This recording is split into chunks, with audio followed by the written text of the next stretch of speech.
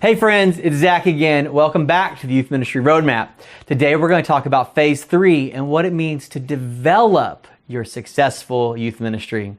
I think a lot of times when people think about youth ministry, we think about the building phase that we discussed last video, and then we think about the week-to-week of youth group, just keeping up with Sundays and midweeks, putting on new events, getting things going. The problem comes when we never stop building. I think for a lot of people in youth ministry, it's all about what's next, what's new, what's the innovation, what's the tech, what's the hack, what's the way to get more and more and more. But after a year or so of building, you need to take a pause and step back.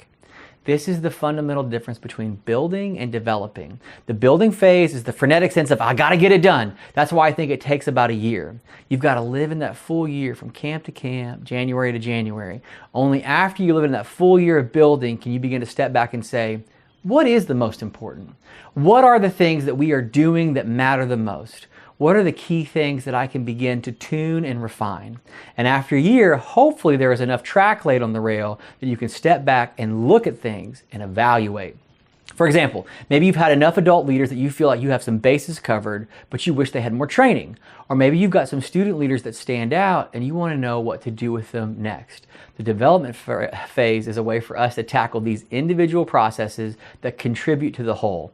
It occurs when every part of our ordinary ministry continues to operate successfully, but now that we can step back and improve things, we can ensure that it all happens in a way that intentionally contributes to make our vision flourish. Changing an event from year to year is not actual development. A lot of times it's just rebranding or rebuilding. You're doing the same thing just in a different way. Development's taking a step back. You're in that administrative and management role of creating a system that everything is flowing into.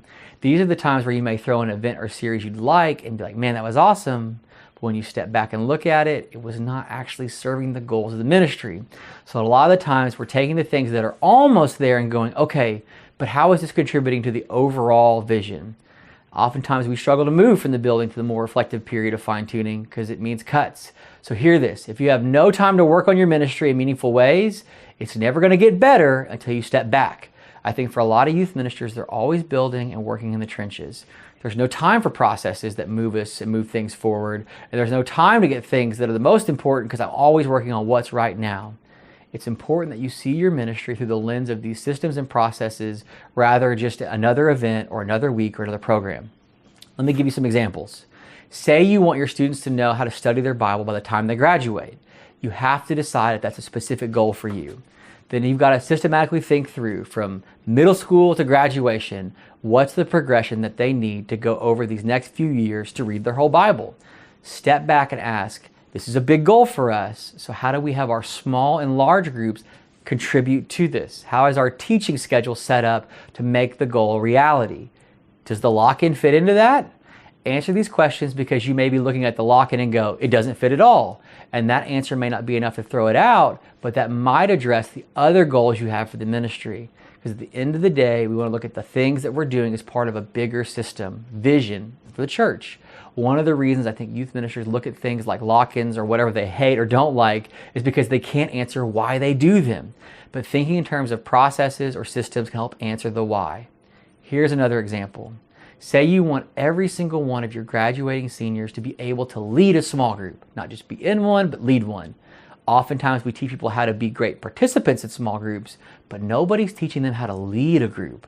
So in the second semester of their senior year, have your seniors start leading small groups.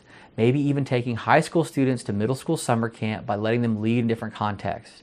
Everything is planned out so you could intentionally move from the building to development phase, fine-tuning everything to fit these goals and make the adjustments. This not only leads to better, but it makes the whole ministry healthier. This move from building to developing is the difference between getting enough leaders and training leaders to be great. I think for a lot of folks, they are consumed with just having more helpers, more volunteers without asking how I can make them better. You move from just having a gaggle of volunteers that are covering roles and areas to having specific people that are really talented. So improving your training and your process to develop leaders isn't just having better leaders, but a better youth ministry.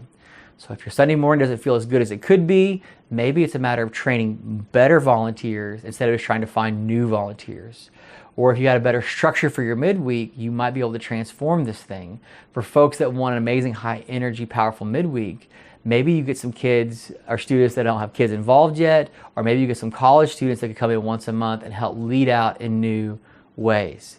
After all, we know that if it gets to be fun, kids are going to show up whether the band is good or not. And from there, when enough kids show up, we'll find that we have people that can recruit and put in a student band. Don't focus on making it more fun about forming a band at the same time. Pick out some of these key areas to develop and do them in proper order. At the very beginning of a few years ago, my best friend Chad from the podcast at Inside Booster told me, this is the year you're going to do a lot less. And he held me to it. And then I was actually able to make the ministry better because I wasn't allowed to do anything new. I had to fight the tendency to try to add new things and instead shift my behavior to let things develop. So the first thing I want to recommend is when you look at your ministry as a whole, or if you're looking at a specific area, you need a process of evaluation. I would encourage and recommend that every area of your ministry get some time for some healthy evaluation. Think critically about your events, your leaders, your happenings. Examine your leadership, your teaching, your schedule. Weigh the things heavy. Did it all fit? Did it make sense? We'll include some questionnaires below to help you with this. Because if you're not able to make those adjustments, you might need to cut it loose or change it up. And that happens when you can step back to really evaluate. Then the next time you do the thing or teach, it will help to meet its purpose. It may look completely different as a result. One of the things that I've seen youth ministers do for years is that they'll leave something with the same name, but they'll drastically change what it is. It's important that we look at our ministry and ask, is this what the Lord has called us to do for this place at this time? It's really easy to get so gung-ho on things that we forget the foundation of everything that we're doing. In our evaluation process, we shouldn't just look at it and go, yeah, this is good in my brain, but take some time to pray it through, seek the Lord's will, and ask, is this still where you're leading me, leading us? There are a lot of youth ministers that try to do this thing from their own effort and ability. And what happens is you may succeed for a season and it will look great. But as you continue to do the things with your own effort, you're going to get tired. So consider your people.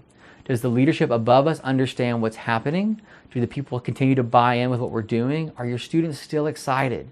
When those things are true, you're on to something great. As we evaluate, we always want to ask how everything relates to our process, and are we walking this with the right mindset? Are students connecting with what we're trying to do? Are we connecting with our students? As you continue to ask these questions, my next suggestion should be asking questions about your long term. What are you laying the foundation for? Is there enough foundation here that it's easier for me next year than this year? As you get more and more tired, it's more and more important to have things laid out correctly. If you could only be a little bit involved, could it still happen?